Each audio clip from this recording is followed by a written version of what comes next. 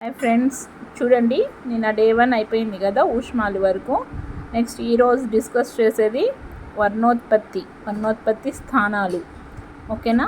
చూడండి, అసలు వర్ణోత్పత్తి అంటే ఏంటంటే అక్షర ఉద్భవం అంటే ఏంటి, అక్షరాలను ఉచ్చరించేటప్పుడు చేసే చేష్టలను, అక్షరాలు గొంతులోని ఏ ప్రాంతం సహాయంతో పలుకబడుతున్నాయో వివరించడమే వర్ణోత్పత్తి. ఓకేనా?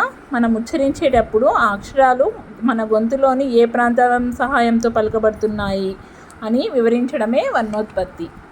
అవేంటి వర్ణోత్పత్తి స్థానాలు? చూడండి, కంఠ్యాలు కంఠం నుంచి పలుకబడే అక్షరాలు, మన కంఠం నుంచి పలుకబడే అక్షరాలని కంఠ్యాలు అంటారు. అవేంటి? ఆ, ఆ, క, ఖ, గ, ఘ, ఇని, హ, విసర్గ. నెక్స్ట్ కంఠోష్ట్యాలు కంఠం నుంచి, ఓష్ట్యం అంటే పెదవి, కంఠం నుంచి పెదవుల ద్వారా పలుకబడే అక్షరాలు ఓ, ఓ, ఔ, ఇవి కంఠోష్ట్యాలు. నెక్స్ట్ కంఠతాళవ్యాలు, కంఠము నుంచి దవడల సహాయంతో పలుకబడే అక్షరాలు. తాళవ్యాలు అంటే దవడ. సో కంఠం నుంచి దవడల సహాయంతో పలుకబడే అక్షరాలని కంఠతాళవ్యాలు అంటారు. అవేంటి? ఏ, ఏ, ఐ. నెక్స్ట్ తాళవ్యాలు అంటే దవడలు అన్నాం కదా, అవి దవడల సహాయంతో పలుకబడే అక్షరాలు. అవేంటి? ఈ, ఈ, చ, ఛ, జ, ఝ, ఇని, య, స్య. ఓష్ట్యాలు అంటే పెదవుల ద్వారా పలుకబడే అక్షరాలు. ఉ, ఊ, ప, ఫ, బ, భ, మ. నెక్స్ట్ దంతాల సహాయంతో పలుకబడే అక్షరాలు. తథ, దధ, న, ల, స.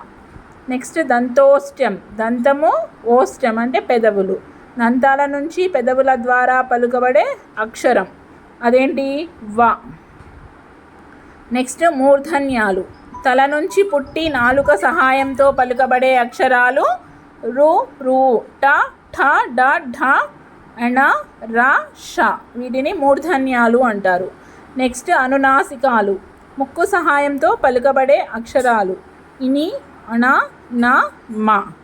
ఇవి వర్ణోత్పత్తి స్థానాలు. అవి ఎన్ని రకాలు? 9. ఏంటవి? కంఠ్యాలు, కంఠోష్ట్యాలు, కంఠతాళవ్యాలు, తాళవ్యాలు, ఓష్ట్యాలు, దంత్యాలు, దంతోష్ట్యం, మూర్ధన్యాలు, అనునాసికాలు. నెక్స్ట్ వీటిల్లో మళ్ళీ ద్విత్వాక్షరాలు, సంయుక్తాక్షరాలు, సంశ్లేషాక్షరం అంటే ఏంటో చూద్దాం. ద్విత్వాక్షరం అంటే ఒక హల్లు అదే హల్లుతో సంయోగం చెందితే దానిని ద్విత్వాక్షరం అంటారు. అనగా ఒక హల్లు అక్షరం క్రింద అదే హల్లు అక్షరం వచ్చి చేరితే దానిని ద్విత్వాక్షరం అంటారు. అంటే ఒక హల్లు అక్షరం క్రింద అదే హల్లు అక్షరం వచ్చి చేరాలి. ఎలా? అమ్మ, అమ్మ అంటే మనం ఎలా రాస్తాం? మా కింద మా వర్తిస్తాం కదా. సో దానికి అదే హల్లు అక్షరం వచ్చి చేరింది కాబట్టి ఇది ద్విత్వాక్షరం. ఉదాహరణ అమ్మ, నాన్న, అక్క, అత్త, ఇవన్నీ. ఓకేనా? వీటిని ద్విత్వాక్షరాలు అంటారు.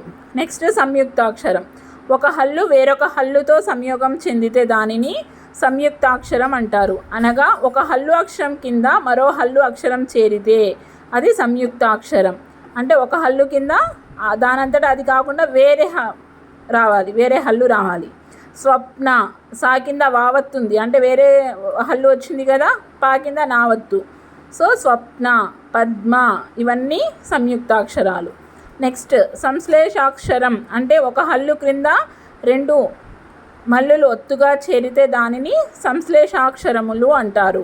అంటే ఒక హల్లు క్రింద అదే సేమ్ రావాల్సిన అవసరం లేదు, వేరొకటి రావచ్చు, ప్లస్ ఒకటి కన్నా ఎక్కువ వస్తే వాటిని సంశ్లేషాక్షరం అంటారు.